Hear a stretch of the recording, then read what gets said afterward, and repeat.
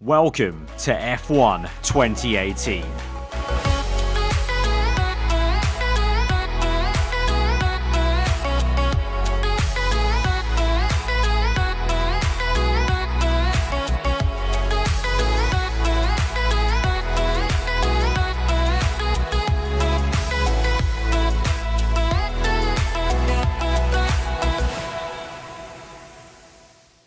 And so it begins here, guys, making my debut in Formula 1 here on my F1 2018 career mode with Haas F1 alongside Kevin Magnussen. Going to be a really tough team out, I feel. And we're into the paddock here in Australia. Got to know my PR agent, met Claire, the reporter, which we'll be seeing a lot of throughout this career mode. And she's going to come back to me after free practice 1 to see how I went out there, my very first outing in the Haas here in 2018. Had a look at the base, the factory, what we're going to work with. Carl, my main engineer, taught me through the kind of, what's my job really around the team and kind of explained how everything goes around here. And so I think we're ready to go. First of all, we're going to take a quick look at my contract here. You can see I'm a number 2 driver, of course, being a debut rookie in Formula 1. You would expect that. My qualifying position expected to be 10th place in the race as well as that. So Haas going with, points straight away off the bat, but nothing too aggressive. So I think we can do that. We've got a team goal bonus as well of having a clean race. So we do a clean race in the first 2 races here, I get a bonus of 400 R&D points. We've already got a decent amount, but 400 is going to go a long way. But you can see there on the right to the bottom there, rookie. We've got a long road ahead of us to get to veteran in 10 seasons of this F1 2018 career mode, and I'm really excited to start the journey with Haas F1. Of course, a pretty brand new team to Formula 1 relative to every other team on the grid. Growing rapidly, we got the Ferrari support, so who knows what can happen in the future with, that Ferrari allegiance down the line in my career mode and the contract negotiations. But right now, fully focused on doing the job at Haas, and I want to try and beat Kevin Magnussen and be competitive straight away off the bat. But we've got to go through the process really, and we've got to be treated like the rookie that we are straight off. So not an amazing contract. And so right before we get into practice, then looking quickly at our R&D tree for Haas. Of course, in the F1 2018 game, unique R&D trees for every single team. So this is what we're working with Haas F1. We've got 3 different upgrades available on the left-hand side for the engine. We've got a couple there for the chassis and 2 different branches actually for the aerodynamics for the front and the rear there. So it's going to take us some time to maybe work into some drag reduction updates for the Haas. First of all, it's all about just adding on some raw downforces to the front and the rear. In terms of the chassis upgrades, just starting off with some weight reduction, and then it splits off into 3 different branches of weight reduction, tyre wear improvements, and weight distribution. So that's going to be quite good. So it's only going to take 1 level of upgrading then on the chassis side to then really decide it and kind of carve the path we want to go with our chassis. You can see there, although Haas are kind of near the top of the midfield, in the chassis and aero department, we are really lacking compared to Renault and McLaren. So that's going to be the area I probably focus on straight away, and maybe leave the engine a little bit later. And then, of course, we need to work on reliability. We've only got a finite amount of internal combustion engine parts, the MGU-K, the MGU-H, all those being reduced from 2017. We had 5 of those each last year in last year's game. This year, very strict on how many we can use. So reliability is also going to be key, and for sure in this first opening season, we're probably going to see a few penalties here and there or some issues with the car mid-race due to that reliability, but that's all part and parcel of the challenge. So let's hit it. Let's get straight into free practice then and go out for the very first time in F1 2018 in our brand new car. Welcome to our viewers from around the globe. You join us just as today's practice session for the Australian Grand Prix is about to start. An opportunity here then for the drivers to learn the track and learn the car, and of course work out all the little kinks that show up when the teams put these cars together at the circuit. Anthony Davidson, this is all very familiar to you, of course, so why don't you give us an idea as to what the drivers will be getting up to in these sessions? I'd say the first responsibility for drivers during pre-practice is in gathering data for correlation purposes, which allows the engineers to match real-life data against the simulation. Secondly, the driver then needs to dial themselves into a circuit that they may not have driven around for a full year, which is a fact that's often overlooked. And then you finally focus on the details of car setup and the tyre wear. It's critical to have a good relationship with your engineer here so they can make the right adjustments at the right time to the car that ultimately bring out the performance you're looking for. Okay, so here we are, FP1, and this is literally my very first lap in the Haas. So getting straight to it, though, with the practice programs, you can see on the top right there, I'm going to start off with the track acclimatization. Of course, this year, trying to go through all the programs as quickly as I can, not trying to waste time, but equally trying to get all the points I can, because more than ever now, the R&D is going to be important, trying to improve the car, but now with R&D being a bit more rapid for not only the player, but the AI, it's going to be crucial. But on this very first lap, I kid you not, we get a DRS failure. Need to pit in. Your DRS is stuck open. We need you to pit for repairs. Yeah, I'm not kidding. I am not kidding. You cannot make this up. On my very first lap on this game, literally, I had booted up the game, started career mode, and that's what I was given. A really great start to my career mode here on F1 2018. I really hope that is not a bad omen for things to come. I'm just going to get my car. My car is just going to be one that falls apart throughout the entire 2018 Season 1 of career mode. But absolutely amazing. I found that hilarious. The very first lap and I get a DRS failure. Thankfully, the team did manage to fix my DRS and we got out there and did some laps eventually. But you can see clearly on the next little clip here, had a bit of an issue, you know, navigating Australia. You know, the new curbings, the new physics system caught me out a little bit around Melbourne, but eventually we went through the practice programs. You can see there on screen. We went through all of them and did them successfully. So I would say a very good opening practice session here at the Australian Grand Prix. And so now it's time for Claire to join us after FP1 for our very first interview here in Formula One. Good day today. Tell us about it from your perspective. So just as a heads up, guys, throughout this career mode, when the interviews pop up, I will be answering them as honestly as I can. I'm not going to try and game the system by thinking of which answer is going to give me the right kind of thing that I want, i.e. either showmanship or sportsmanship or, you know, some kind of added perk for any of the kind of departments or whatever. I'm literally just going to be off the cuff, just choose the answer that I think I would actually answer if I was in this actual scenario. So that's the way we're going to do it. Let's kick it off with the first question. It's been a lot of hard work, but here you are making your debut in Formula One. You must be thrilled. Yeah, I'm thrilled. I'm going to go with the right-hand option. It has been hard work getting here, so that doesn't stop now, of course, as it never does. So how are you finding things at the team? Are you settling in? Out of the three answers, I feel like the bottom one would be the most I would answer. You know, you don't get to F1 without being the absolute best. It's all about the fine margins here in this sport. What are you expecting out of this season? Are you just aiming to find your feet in Formula One, or do you see something more? I would say Haas has put a lot of faith in me. You know, signing a rookie to a team like Haas is a big deal. Appreciate your time. So that's why I answered it like that, and that actually increased my rep for Haas. So, like I said, I'm going to answer these questions honestly, and I didn't know that was going to give me a improved rep, but it did. Of course, it's very true. You know, Haas have put faith of they want me to get 10th in quali and 10th in the race straight away with my very first contract in this game. So I need to try and deliver points straight away like that answer was. So we're going to get straight into qualifying then. Of course, we got some R&D points after practice, but I'm going to wait till the very end of the race to then spend those points because I want to kind of see what the total points we get. At the moment, we're over 2,000, which is great, but we'll obviously get more after qualifying and onto the race. So we'll wait till then and then spend the points for the next couple of episodes then, obviously, into the future. But let's get into qualifying then. Welcome to Melbourne, where qualifying for the Australian Grand Prix should be getting underway shortly. Looking at this field today, Ants, do you think we're going to see anyone take a chance, maybe run the harder of the available compounds and save some of the grippy tyres for the race tomorrow? Well, I'd be surprised in all honesty.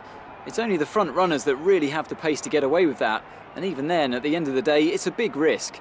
Track position is the most important thing, and it's rarely worth sacrificing for a slightly more optimal strategy in the race, so I doubt we're going to see anyone trying it. I have been wrong before though. We certainly do see some risky decisions every now and then, and it's a gamble that's sometimes worth taking. But if it were me in the car, I would want to be on the fastest tyre for my qualifying lap, without a doubt. Right, so we're going to dive straight into Q1 then. So unlike last year in F1 2017 when I started my career mode, we did short qualifying. Off the bat now for this one, we're going to be doing the full qualifying from the get-go from Season 1. So we have to get through Q1, Q2, and the hope is Q3, of course, because our team have given us an expected position of 10th. So that means we at least have to just about make it into Q3 and then maybe not go anywhere further than that in the last session. But in Q1 then, trying to get to grips with the car. The first time I've ever driven the car, any sort of anger really. so it's going to be the first good yardstick, really. And so we did a decent enough job there in Q1. Of course, really, it's just about getting through this session at the moment. It's not necessarily, you know, amazingly important to go fastest of all and try and match Magnussen, and you can see clearly I do nowhere near that. I actually just get through to Q2 by the skin of my teeth. So yeah, a bit of a nervy start, I'm not going to lie there. Just about made it through to Q2, but you got to give me a break. Like I said, very first time driving the Haas, and yeah, we're a rookie. Of course, it's going to be a little bit nervy, and to be honest, getting used to the handling was a big deal in this opening entire episode. Was as I went through the race, especially, you'll see later, I felt like I was getting more and more comfy as the laps went on. So it definitely was a learning process. In Q2, then we set 1 lap time there. We're only P11, though, you can see on the timing screen when I come back to the garage. So we need to go and set a 2nd lap time. So that was a little bit unfortunate. We have to do 2 laps then in Q2, but I'll still be kind of expected because, of course, it's our very first Q2 outing. So obviously not fully to grips. I think Magnussen has already popped in a good enough time to be in the top 10. We're at the moment in between the 2 Frenchmen of Pierre Gasly and Esteban Ocon, who I'm very familiar with, of course, those 2 guys from my other previous career modes on the previous F1 games. But here we go now, a lot better of a time than that 2nd time round. We're up into P8 then, ahead of Fernando Alonso and Nico Hülkenberg. So into Q3 then is Hülkenberg, and Alonso just about gets ahead of his fellow compatriot Carlos Sainz, who's knocked out, surprisingly, in the other Renault. Of course, I expect Renault to be our main rivals this season, but also clearly looks like Fernando Alonso, at least, maybe not Van Dorn, but Alonso doing a cracking job in that McLaren so far. So I imagine maybe the fight's going to be between the 2 Renaults and maybe Alonso's McLaren, and maybe if Van Dorn wants to pull up his socks, it could be between him as well. But I expect the Force Indias should be a comfortable team he can beat. So yeah, we'll have to obviously see how that evolves and progresses. But we move into Q3 then, so the top 10 shootout you saw there, I kind of just waited around, and we've only got 4 minutes left in this session. A little bit tentative into turn 1, and we didn't get the best exit. You can see there, losing a bit of time as I go wide on the exit. I went through and just waited in the session, and I was just going to do 1 lap because I only had 1 set of new ultra soft tyres, and I believe Hülkenberg also went with that same strategy. So me and Nico were the only 2 that did this strategy. Everyone else, I believe, did 2 lap times, whereas me and Hülkenberg only did 1 at the end. So it's pretty much like a one-shot quali for me now in the top 10 shootout here. And I'm going to be honest, a bit of a scruffy lap, not my best one. I definitely think I end up going faster in my Q2 lap time at the end here than my final Q3 run here as we go through the last corner, then open the DRS to the line, across the line, and it is going to be, yeah, not that great. P10 behind Hülkenberg. Magnussen finishes up in P8. So that's my first qualifying position. But hey, we matched my expected position of P10. The only annoying thing for me was I didn't match Magnussen and didn't beat him. But it's our very first quali. The rookie's never going to be expected to match the teammate, really. And to be fair, I had more time in the tank with that Q2 run. So I know I can take some solace in the fact that I am faster than that lap was apparent in Q3. But nonetheless, P10 got the objective at least. And we'll go forward and see what we can do in our very first racing career mode. Let's go to the intro then and get into Sunday. New drivers, new cars, and a new Formula One season. But it's the same Albert Park that we've come to know and love for more than 2 decades now that hosts the first round of a 21-race championship, taking us from here in Melbourne, Australia, across the globe before we eventually reach the season finale at Yas Marina Circuit in Abu Dhabi. Here's the track then, 16 corners, 6 to the left and 10 to the right. They make up the 3.3 miles around Albert Park Lake, with turn 1 and 3 providing the best opportunities to pass.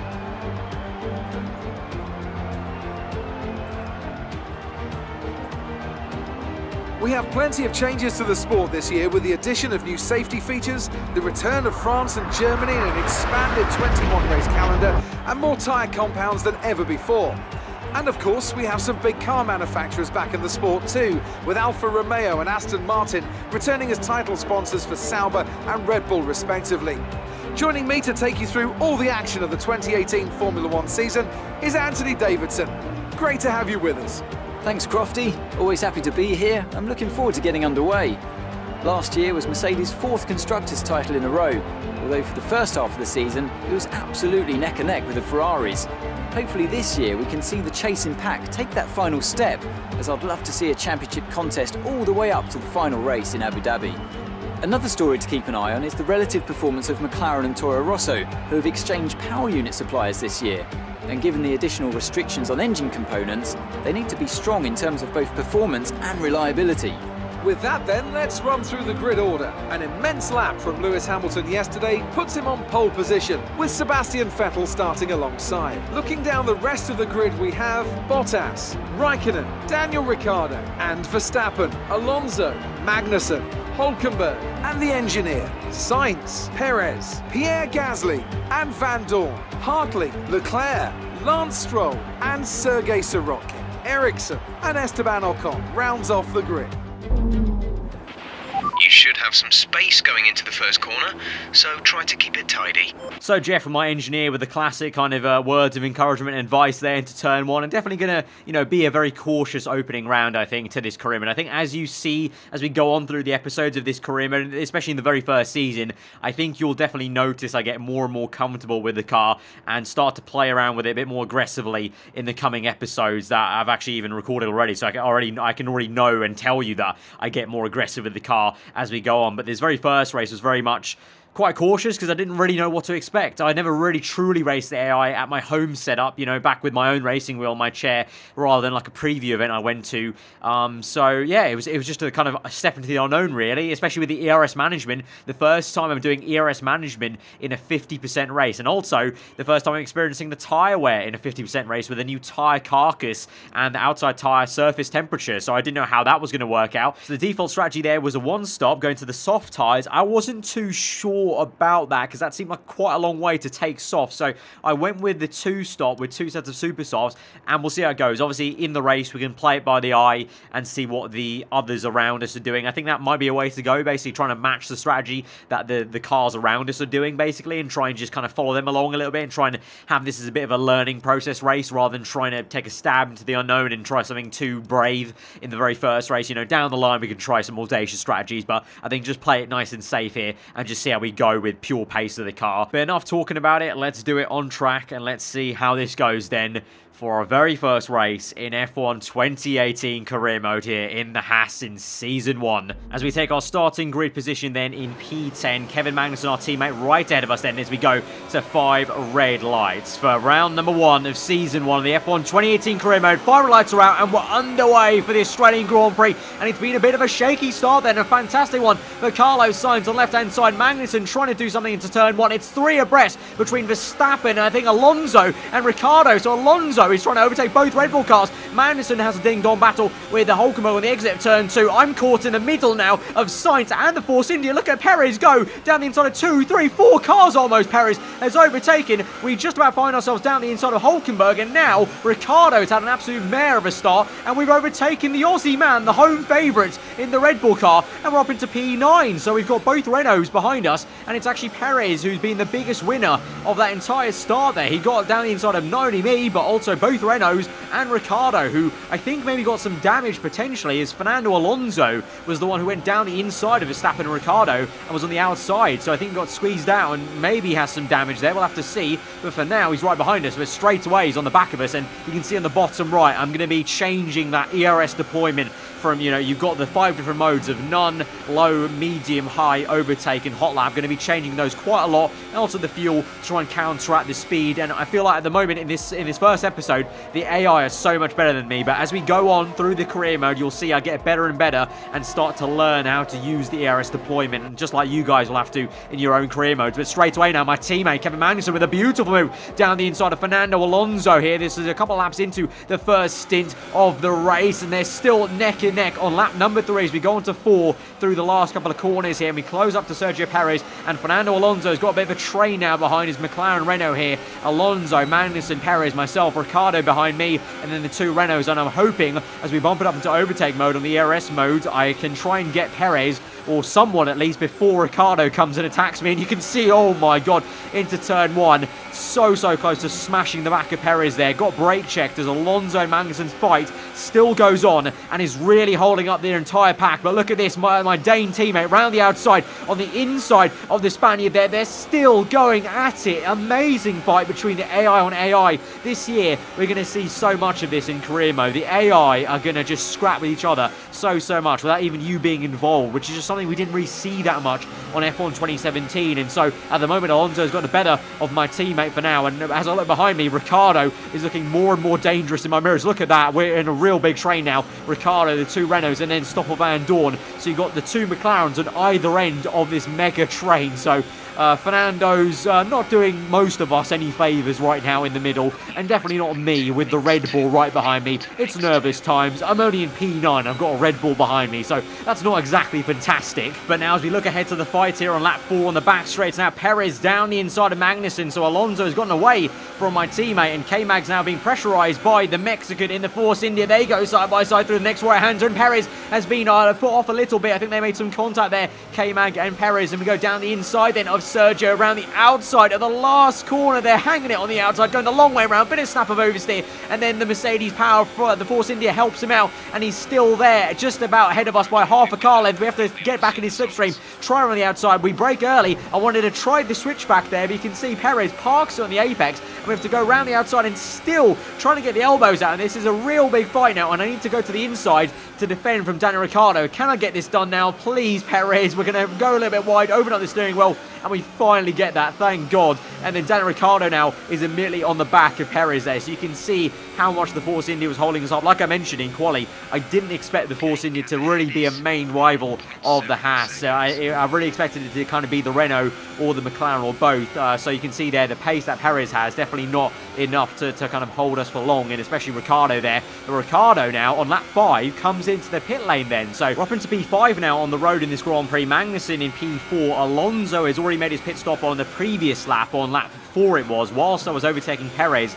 Fernando dipped into the pits, so I'm guessing Alonso and Ricciardo are on a 2-stop for sure. Magnussen, I'm not too sure at the moment. He's got some decent pace, and he's keeping ahead of me, and you can see now I've not got the greatest pace. The tyre wear starting to affect me, and Perez is waltzing past me there. Really poor traction on the exit of that left-hander that was, and before the chicane even comes, Perez overtakes me, and you can see there having some issues then with the curbing and trying to get the power down. So I think these ultras are starting to really wear out. Perez is on super softs because he qualified, remember, outside the top 10. I had to start on ultras due to being in Q3. So my engineer says pit in this lap. That's the alternative strategy. And because this is the very first race, I'm just going to follow him. Alonso's already come in. Ricciardo's going to already come in as well. So those two have gone undercut on me. So I was kind of either torn between going long and committing to that, or trying to cover off Ricciardo and Alonso and try and stick with them. I chose the latter, trying to stick with them. I'm not sure what K-Mag's going to do. He might do the one stop, but for now, at the moment, with the way my tyre wear is going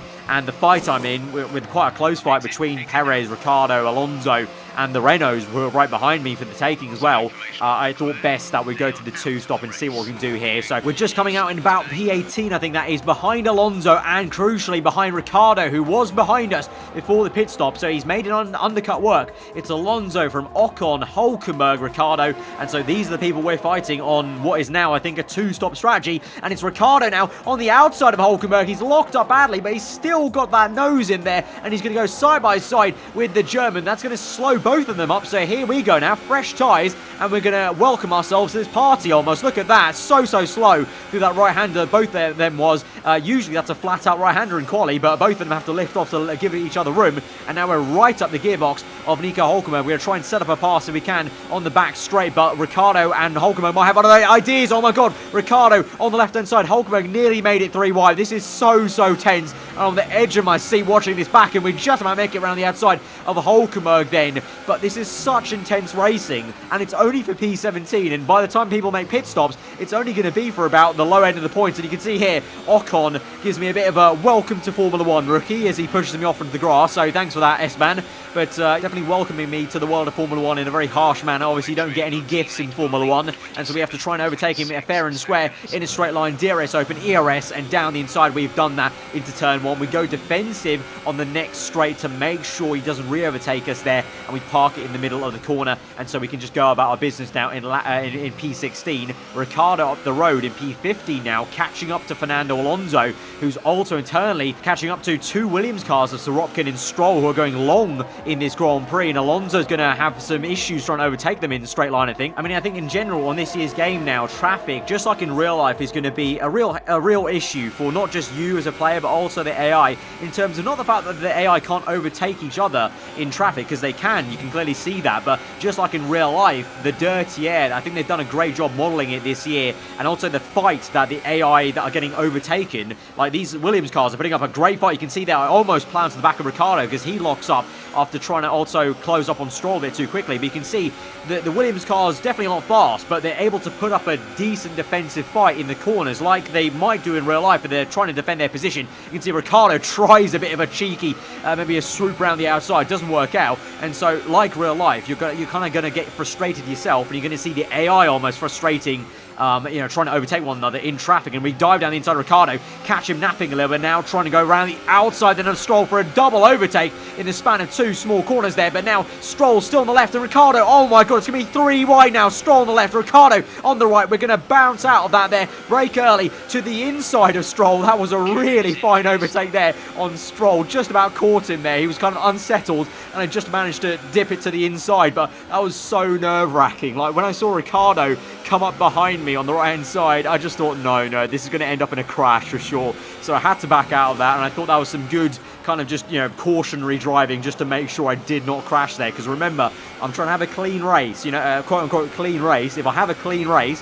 which I think in the game means no penalties or anything like that, I will get a bonus of 400 resource points. I've got 2 races to do that bonus on my contract to get those extra 400 points. So if I can do it in this opening round, that'll be amazing, because 400 points, you're almost getting a minor upgrade for 400, because I believe a minor upgrade on this year's game is about 530 points. So 400 is a lot to get straight away just for a quick bonus. So now on lap 10, we're still trying to chase down Daniel Ricciardo as he gets held up by traffic. Now again, the other Williams car, Sorokin, we've got Hulkenberg now, who you saw there overtook Stroll down the inside of the back straight now, and Sorokin is going to park the bus so much that it slows me and Ricciardo down. But on the exit, you can see I get on the curbing there on the right that unsettles the car, a lot of oversteer and also a lot of wheel spin, and Hulkenberg now has got a great run, the German in the Renault on the left hand side there. I'm trying to play around with the rich mix and trying to deploy some ERS to try and defend. We do manage to keep it on the outside there. You can see at the moment we're going to keep it in medium and standard. We are in minus negative fuel, so I need to try and save some fuel. We're going to go lean because I know that Sorokin's now going slowly. He's been overtaken by Ricciardo with a nice dive down the inside. We're going to dive it to the inside of the next right-hander. That was a very, very crucial overtake. I needed to make that stick, because otherwise I'm going to lose the back end of Ricciardo. We just about managed to keep it on the road there, but I desperately need to keep up with Ricciardo, because I feel like that's my ticket to getting good points this race. Is if I can keep up with Ricciardo, you would expect the Red Bull to get back to the points. But meanwhile, in the lead of this Grand Prix is Sebastian Vettel, ahead of then, I think it's Kimi Raikkonen, ahead of Lewis Hamilton. So they're also in traffic, and actually, no, it's actually Hamilton ahead first, but this is Kimi trying to make a move on Hamilton. So whilst the top guys also navigate their own traffic, these guys, Van Dorn, I think that's Carlos Sainz, going long in this Grand Prix. You've got the top guys fighting. Look at this, a great scrap between Raikkonen and Hamilton. Hamilton now loses an effective second place there, and so as these guys come into the pits then, Van Dorn and Sainz, it's effectively now a 1-2 for Ferrari there, with Hamilton third, Verstappen fourth, and then further down the road is Valtteri Bottas, who's got issues in this race because he's being attacked now by Fernando Alonso, and that's Ricciardo in the background. There's my Haas just coming through in the picture there. They go side by side, and Alonso has overtaken the Mercedes car of Bottas. He's definitely got some kind of issue in the car, because look how slow he's going. Ricciardo's closed up, I've closed up. We're going to dive it down the inside, fully lick the stamp and send it on the Aussie man himself. Round the outside we go now, going toe-to-toe with Ricciardo. Caught him napping there for sure. Open DRS, going to move the ERS to high, try and counteract, but here comes Ricciardo again, and so he's going to try and re-overtake us if he can. We got cars out of the pit lane, then Sainz coming out. Oh, Ricciardo has made contact with Fernando Alonso. Alonso's broke to try and slow down for Carlos Sainz.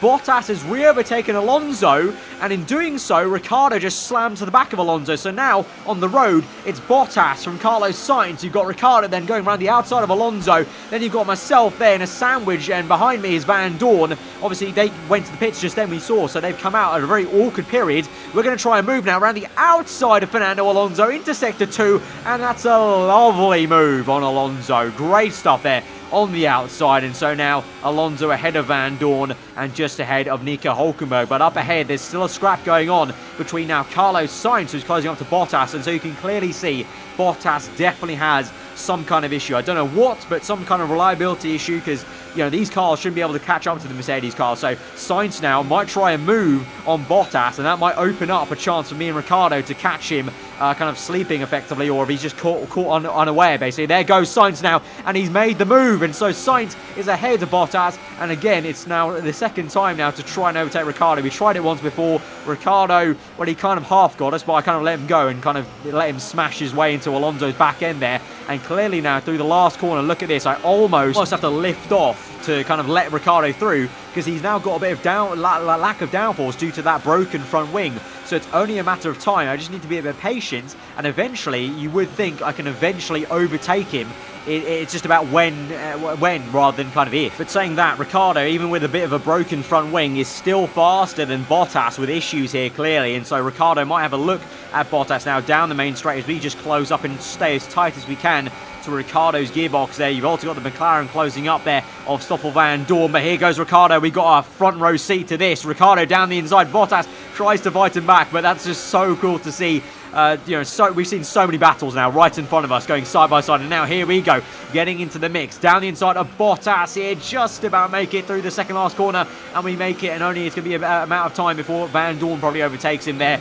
And so Mercedes, and especially the Finn, is going to be a bit annoyed. That's not the best way to start off the season. There goes Van Dorn now. Look at that. Bottas goes defensive against the McLaren of Van Dorn as Fernando Alonso goes side by side there in the background with Nico Hulkenberg. So that's cool to see. There's literally fighting going all over the shop. There's so much fighting on AI that there's just too much to actually keep up and try and show you guys in this race. But we're now going around the outside of Ricciardo. The eventual overtake here. It's only a matter of time because he's lost so much of that end plate there from that crash here with Alonso that, you know, it would have been really stupid if I couldn't get past him at some point. So now we're up into P8, but eventually 2 laps later on lap 17, we've taken these supers off long enough, and now we'll come in for our final pit stop now of the afternoon. And Ricciardo, I think, has already come in for his stop. I think he came on lap 15 or lap 16, so he might get an undercut on us, but I'm pretty sure we should be still ahead of him because I obviously got away from him a little bit after I overtook him there. So we're in P11 now. Ericsson is ahead of us, so Marcus Ericsson doing a fantastic job in the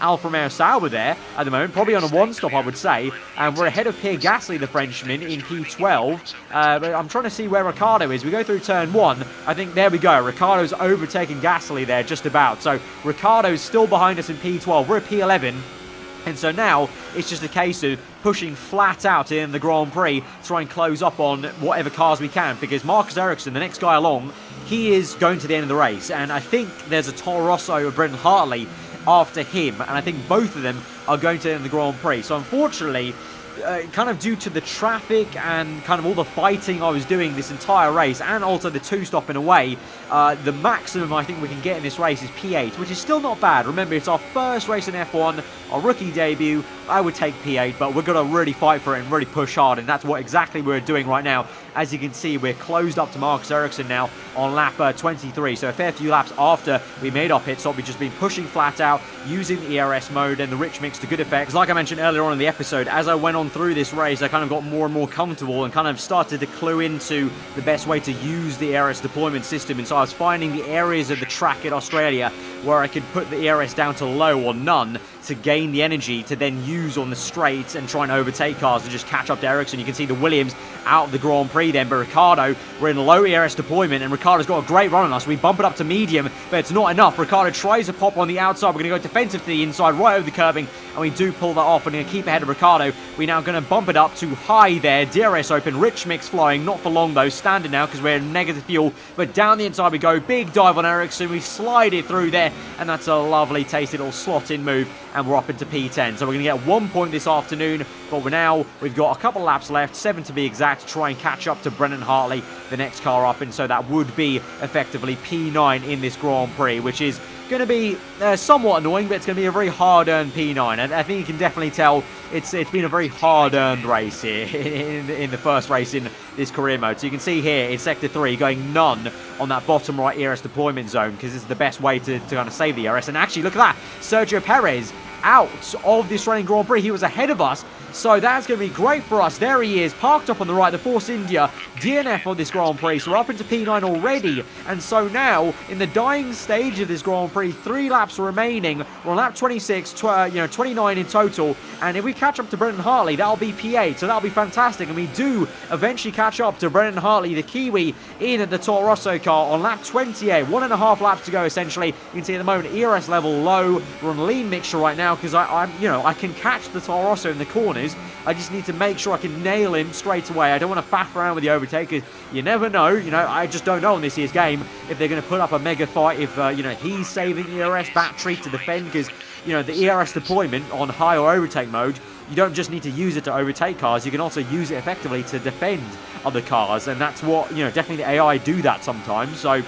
just watching out for that. We're in medium now, in rich mix, and so we close up through the high-speed chicane then, nice and easy, up into overtake mode now. We'll have DRS, you can see there, that's a good exit off that high-speed chicane, open the DRS flap, obviously the third new DRS zone in Australia. Here we go, to the inside, just like with Ericsson, down the inside, hot lap ERS indeed, and Hartley actually locks up there, makes our job easy, but hot lap ERS used for a moment there. Now we go down to low, and we're just going to save the car now. What maximum we can get is P8. Van Dorn is too far away for us, so we're just going to take the last lap of the Grand Prix, nice and easy, save the engine, save the ERS battery store, and go on low, and alter the engine components. And when it comes through, it's going to be Kimi Raikkonen that has actually won the Grand Prix there. So Vettel was leading, but Kimi, the Iceman's been the one that takes the first victory here in F1 2018 career mode at the Australian Grand Prix, but we come home in P8 then. That's a pretty solid first job, I would say, in our very first race in career mode.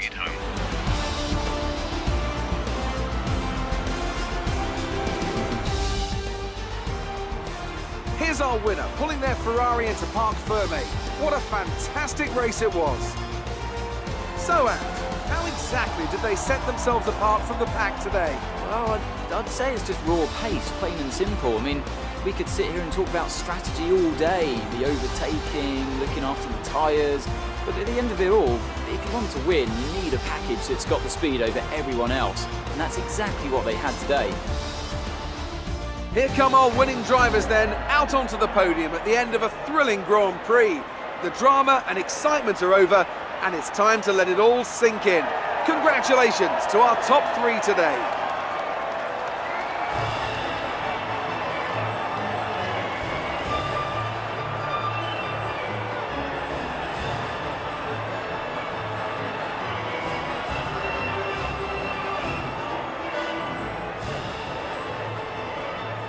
So as we go to the race results, a little bit backwards here, but we're looking at the standings right now. Haas at the moment, we sit 3rd place ahead of Red Bull due to Ricciardo's bad race there with his front wing damage. He finished outside the points, I think, or just got one. No, he finished outside the points there in P11. So due to that and Verstappen only getting P4, Magnussen got up into P5. That's amazing. So me and K-Mag together got more points than Red Bull. So we're 3rd in the constructors right now. Obviously the drivers' standings are just as the race results are. You can see there K-Mag did a fantastic job in the Haas with the 1-stop, and you can see all the 2-stoppers didn't do very well. The only good 2-stopper was Sebastian Vettel in 3rd place. So, that's my bad, obviously, but I just didn't know, obviously. So I don't think you can kind of, take that too much out on me, because a lot of people around me did the 2-stop as well. Ricciardo, Alonso, all did the 2-stop. So I was just following the cars around me, and I had to play with what was in front of me, which was 2-stops. So, yeah, but still, I'm happy with P8, but, a little bit annoyed to be beaten by Kevin Magnussen, like I said, in quali as well, but he is the senior driver, so Haas aren't going to berate me too much. I still should get a pretty good reputation